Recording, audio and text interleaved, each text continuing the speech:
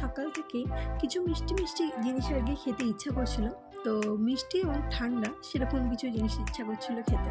তো প্রথমেই ভাবলাম যে একটু কাস্টার্ড বানানো যাক, ফ্রুট কাস্টার্ড। কিন্তু সেরকম ঘরে আমার ফ্রুট ছিল না, মানে সব রকমের ফ্রুট ছিল না। তো একটুখানি বেদানা ছিল। তো তাই আজকে ভাবলাম যে আজকে বানাবো টোস্ট কাস্টার্ড, আর সেটাই তোমাদের সাথে একটা ছোট্ট ভিডিওর মাধ্যমে শেয়ার করতে চলেছি।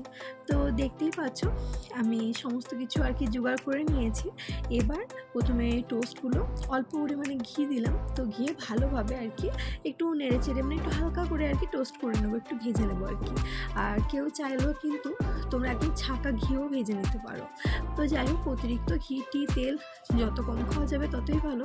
কিন্তু এই মন যে মানে না, মাঝে মাঝেই মনে হয় কিছু অন্যরকম কিছু খাই, অন্য কিছু রান্না করি। তো যাই হোক, তার জন্যেই আজকে এটা বানানো। অনেক দিন ধরেই আর কি খেতে ইচ্ছা করছিল, তো খাবো খাবো করে করে আজকে ভাবলাম যাক, আজকে টাইম পেয়েছি তো একটুখানি বানাই। তো দেখতেই পাচ্ছ বেশি কিন্তু আমি টোস্ট নিইনি, ওই 3টে মতো টোস্ট নিয়েছিলাম, ওটাকে আর কি ভেঙে বানিয়ে নিচ্ছি। বাড়িতে থাকলে কত রকমের মিষ্টি, কত রকমের ভাজা ভুজো খেতে পায়। আর এখানে যাই কিছু খেতে ইচ্ছা করে সেই নিজে বানিয়েই খাও। আর এখানকার মিষ্টি আমার একদম ভালো লাগে না, মানে আমাদের ওয়েস্ট বেঙ্গলের মতো টেস্ট নেই। তো যাই হোক, দেখো আমি কিন্তু হালকা হালকা করে ভেজে নিচ্ছি, ভেজে টোস্টগুলো কিন্তু এবার তুলে নেবো। আর তোমরা তো প্রথমেই দেখে নিয়েছো এটা বানাতে আমার যে সমস্ত উপকরণগুলো লাগবে সেগুলো কি কি ছিল। লাগবে কাস্টার্ড পাউডার, চিনি, লাগবে হলো টোস্ট, তারপরে দুধ, বেদানা, ড্রাই ফ্রুটস, আর 2টো মতো এলাচ নিয়েছিলাম। তো যাই হোক, দেখো ভালো করে এবার আর কি ধুয়ে নিচ্ছি, যেহেতু আর কি ওই গুঁড়ো গুঁড়ো একদম কালো কালো হয়ে গেছিলো তার জন্য। এবার একটু মতো জল দিয়ে দিয়েছি, অল্প জল, আর সেই জলে দিলাম অল্প পরিমাণে চিনি। এটাকে একটু ভালো করে আর কি গাঢ় একটা রস বানিয়ে নিতে হবে।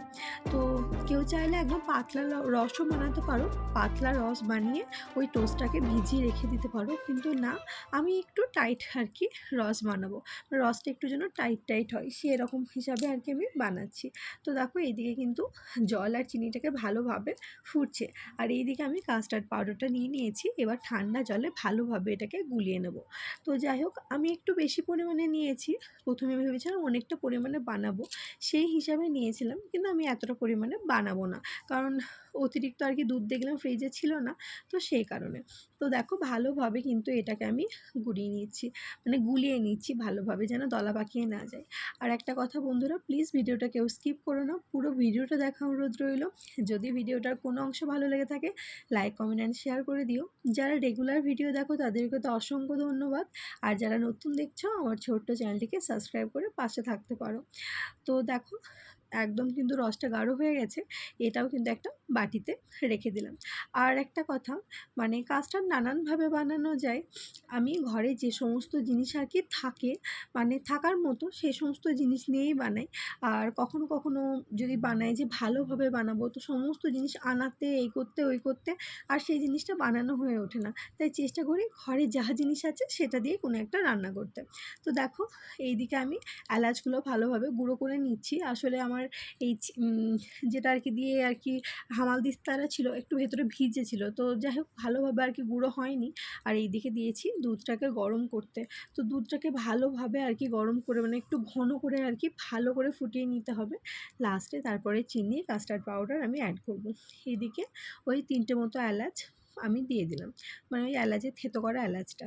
তো এলাচটা দিয়ে দেওয়ার পর দুধটাকে ভালোভাবে জাল দিতে হবে, যাতে একটু ঘন হয়ে আসে, মানে একটু যেন ক্ষীরের মতো হয়ে আসে। তো ভালোভাবে আর কি দুধটাকে আমি ফুটিয়ে নিচ্ছি। তো যাই হোক, ওই ফুটতে যতক্ষণ আর কি অপেক্ষা, দেখতেই পাচ্ছ একদম অনেকটা পরিমাণে ফুটে গেছে আর অনেকটা কম হয়ে গেছে।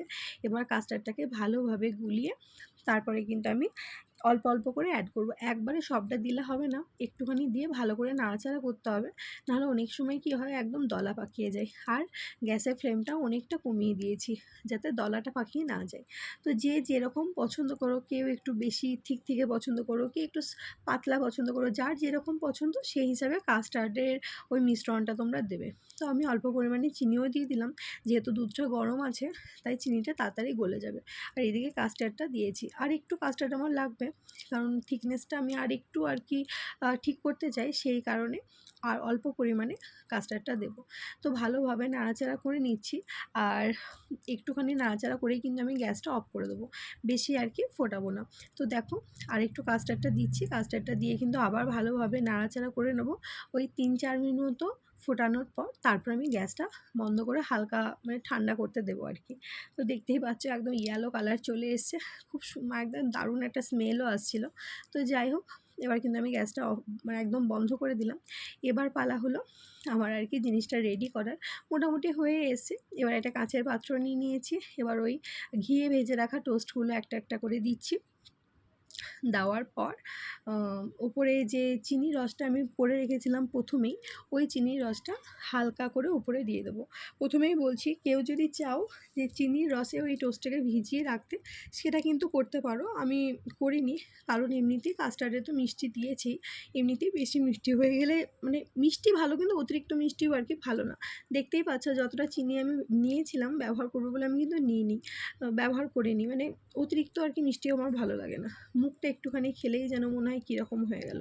তো যাই হোক, প্রথমে চিনির রসটা দিয়ে দিলাম, তারপরে দেখো যে কাস্টার্ডটা আর কি দুধের মিশ্রণটা আর কি ওটাও অল্প করে এবার ঠেলে মানে দিতে শুরু করবো। দেওয়া মাত্রই কিন্তু টোস্টগুলো উপর দিকে আর কি উপরে উঠে চলে আসবে আর কি।